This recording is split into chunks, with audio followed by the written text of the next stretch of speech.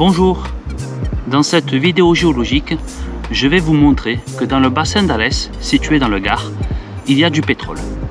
Et nous allons même essayer d'en extraire un petit peu. Alors suivez-moi.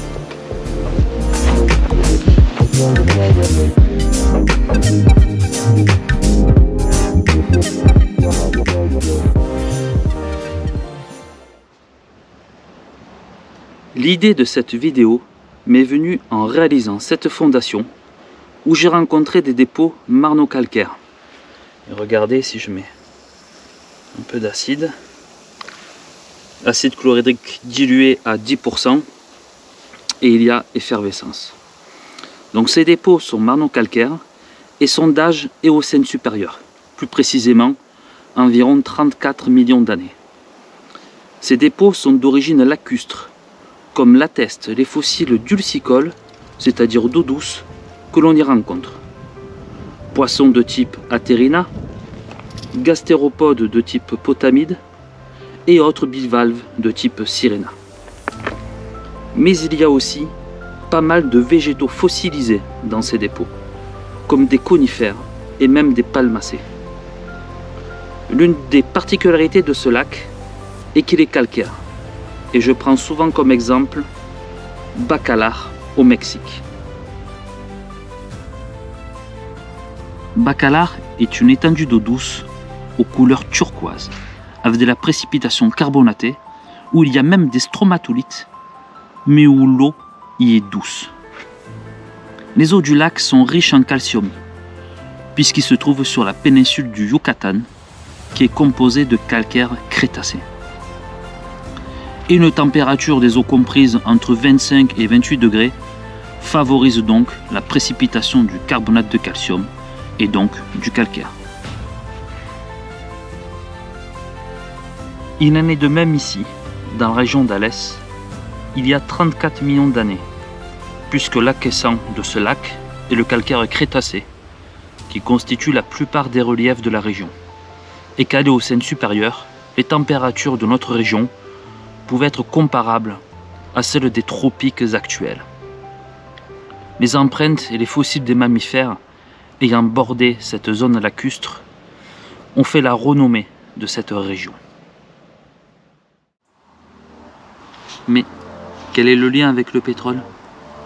Vous avez vu que ces strates sont de couleur sombre. On est bien loin des calcaires blancs éblouissants. C'est parce qu'en fait nous étions certainement dans une zone plus profonde du lac, avec peu ou pas d'oxygène, ce qui a favorisé la préservation de la matière organique dans ces sédiments et donné cette couleur sombre. Ensuite, avec l'enfouissement de ces strates, vers 2 km de profondeur, la matière organique, d'origine principalement planctonique, algaire et végétale, s'est transformée en hydrocarbures. Et c'est pour cela que lorsqu'on casse cette roche, une forte odeur de pétrole s'en dégage. C'est ce qui s'est passé lorsque j'ai réalisé cette tranchée. Alors maintenant, je vais vous amener dans un endroit où justement le pétrole qui a été produit s'est stocké dans des roches. Suivez-moi.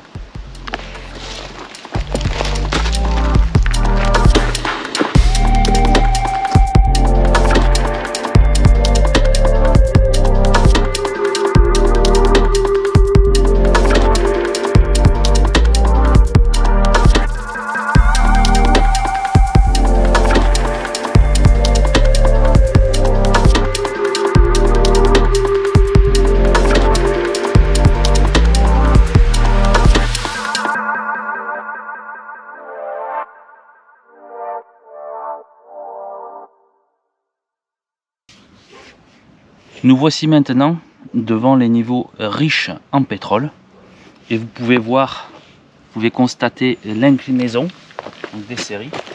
Vous avez ici le pendage et quand on casse ces strates, vous pouvez observer ici qu'elles sont riches donc en pétrole.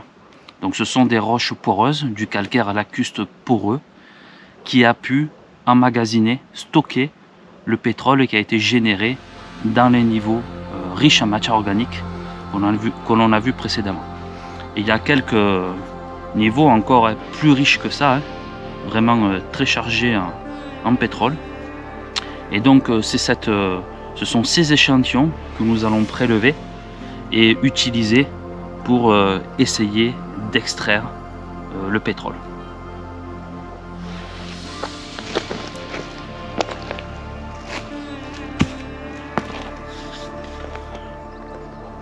Et donc en cet endroit, il y avait des mines d'asphalte. Donc l'asphalte, c'est ce mélange naturel entre du bitume, c'est-à-dire du pétrole lourd, et du calcaire. Ici, on est un petit peu dans voilà, des résidus de ces anciennes mines. Et c'est là où nous pouvons donc ramasser des échantillons. Voilà, ici, il y en a un petit peu partout. Regardez. Ici, là, si je casse celui-là. Voilà. Celui-là aussi. Vous voyez. Donc ils sont imprégnés, il y en a qui sont plus ou moins imprégnés que les autres. Donc on va chercher.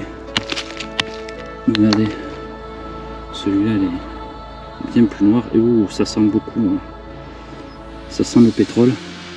Donc voilà, donc je vais ramasser les échantillons ici. Que je vais utiliser dans la suite de cette vidéo. Voici le panel des échantillons de roches que j'ai récupéré sur le terrain. Alors vous voyez, j'ai juste trempé quelques minutes ces roches dans un bain d'acide pour enlever la patine, donc la première couche superficielle, et on voit à l'intérieur ensuite donc l'imprégnation. Donc tout ce noir, c'est le pétrole. Donc vous voyez que dans cette roche qu'on appelle réservoir, l'imprégnation n'est pas homogène. Des fois ici on voit la stratification résiduelle. Okay. Ici on voit des petits trous qui correspondent, vous voyez, à une porosité liée à la dissolution des gastéropodes, notamment des potamides. Donc on appelle ça une porosité moldique. Enfin voilà, ici on se trouve dans ce qu'on appelle un réservoir pétrolier, c'est-à-dire une roche qui contient donc du pétrole. Et donc je vais en sélectionner quelques-unes. Venez, je vais prendre celle-ci, celle-ci et celle-ci. Et maintenant ce que je vais faire, c'est que je vais les broyer.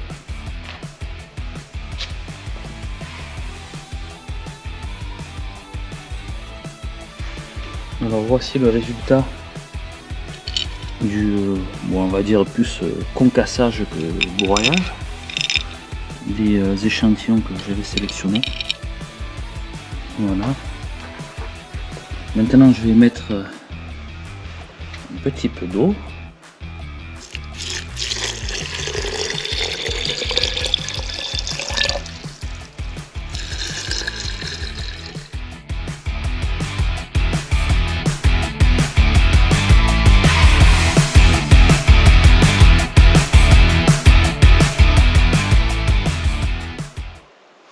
Alors nous voici arrivés au terme de cette vidéo avec pour résultat final le bitume tant espéré.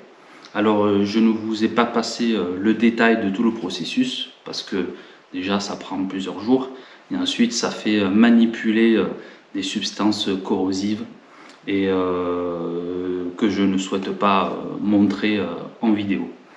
Toujours est-il que la méthode utilisée, c'est la séparation du calcaire et des hydrocarbures, voilà, par des acides. Ensuite on fait chauffer tout ça, on récupère, on sépare les phases, on récupère la partie la plus lourde, et cette partie la plus lourde ensuite on la fait chauffer pour que toute la phase aqueuse puisse partir au maximum. Et ensuite on récupère donc cette pâte, voilà, qui est une pâte bitumineuse qu'on est obligé de faire chauffer parce que sinon elle durcit assez rapidement. Et donc voici le résultat final obtenu. Voilà, et on peut ici tartiner la feuille. Donc à partir de ces roches, donc de cet asphalte, de ce calcaire bitumineux d'origine lacustre de l'Éocène, du bassin d'Alès, donc il y a 34 millions d'années, et bien on a pu extraire la partie bitumineuse. Voilà, en tout cas j'espère que cette vidéo vous a plu, et je vous dis à bientôt pour de nouvelles aventures géologiques bien sûr.